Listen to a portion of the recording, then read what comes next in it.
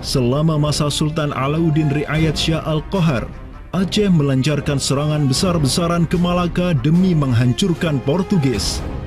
Serangan-serangan itu dilaksanakan pada tahun 1537, 1564, dan 1568. Pada serangan yang ketiga di tahun 1568, armada raksasa berkekuatan 15.000 Ghazi Aceh, 400 Janissaris dari Khilafah Uthmaniyah, dan 200 meriam monster karya para ahli senjata Uthmaniyah berangkat ke Malaka yang dikomando langsung oleh Sultan Alauddin Riayat Shah Al-Qahar. Portugis yang bercokol di Malaka benar-benar kewalahan dan hancur berantakan ketika diserang bertubi-tubi oleh pasukan Aceh.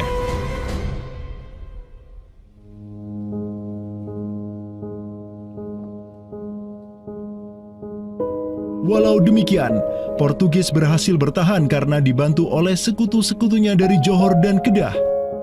Banyak korban yang berjatuhan baik dari pihak Aceh maupun pihak Portugis.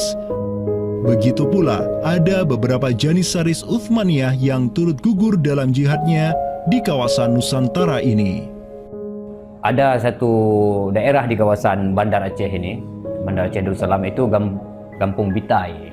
Itu tempat para tentara-tentara Turki syahid, kemudian dimakamkan di Bitai.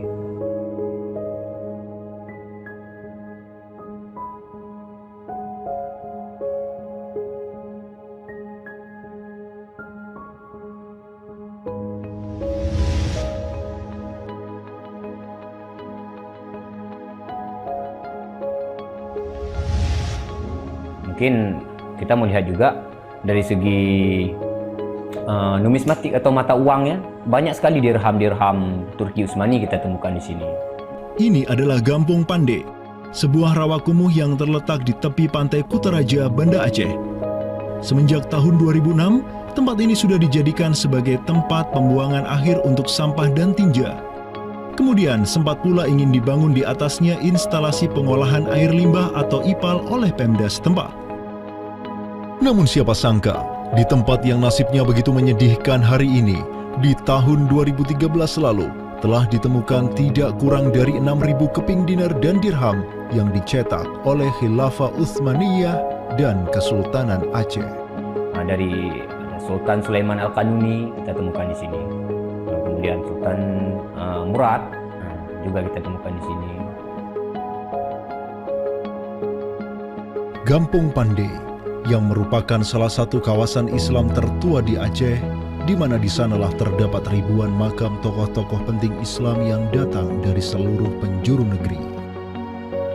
Dan beginilah nasibnya sekarang, terhinakan oleh orang-orang yang melupakan sejarah besarnya, tak tersentuh oleh peradaban modern yang durhaka kepada sejarah Islamnya.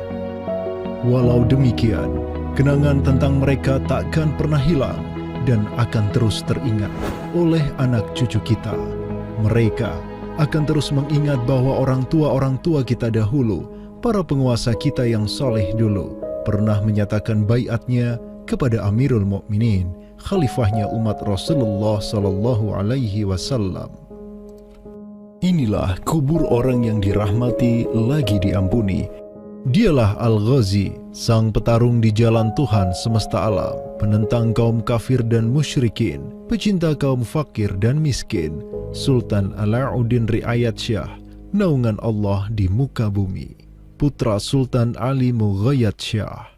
Semoga Allah menyiramkan rahmat ke atas pusaranya dan menjadikan surga tempat kediamannya.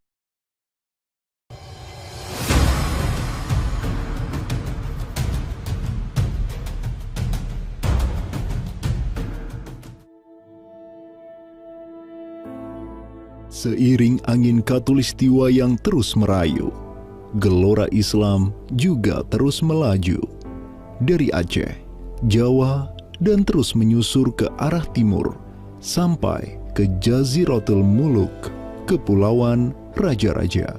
Di Maluku, yang juga dikenal sebagai Kepulauan Rempah-Rempah, ada begitu banyak raja yang berkuasa di masing-masing pulaunya.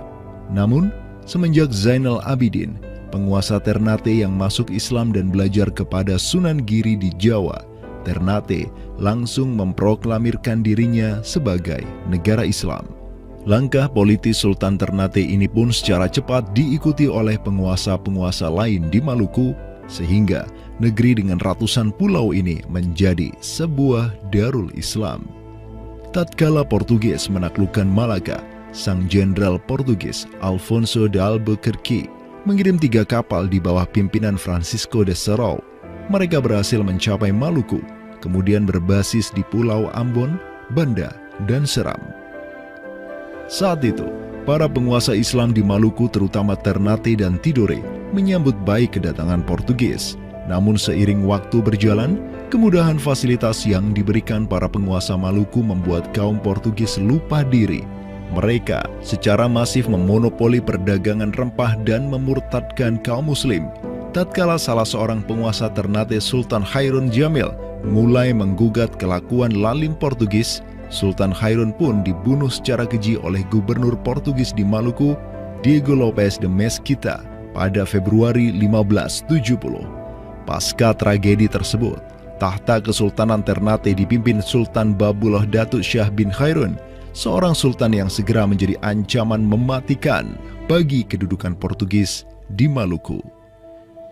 Dengan pasukan laut raksasanya, Sultan Babullah menyerbu setiap benteng Portugis yang ada di Maluku. Segala kapal dan bala bantuan yang hendak dikirim untuk Portugis dari Goa dan Malaka diblokade oleh pasukan Babullah. Persenjataan kaum muslim Maluku pun cukup membuat Portugis gemetaran. Karena selain menggunakan panah, tombak dan pedang, Sultan Babullah juga menggunakan meriam monster hasil buah tangan Janissaris Utsmaniyah.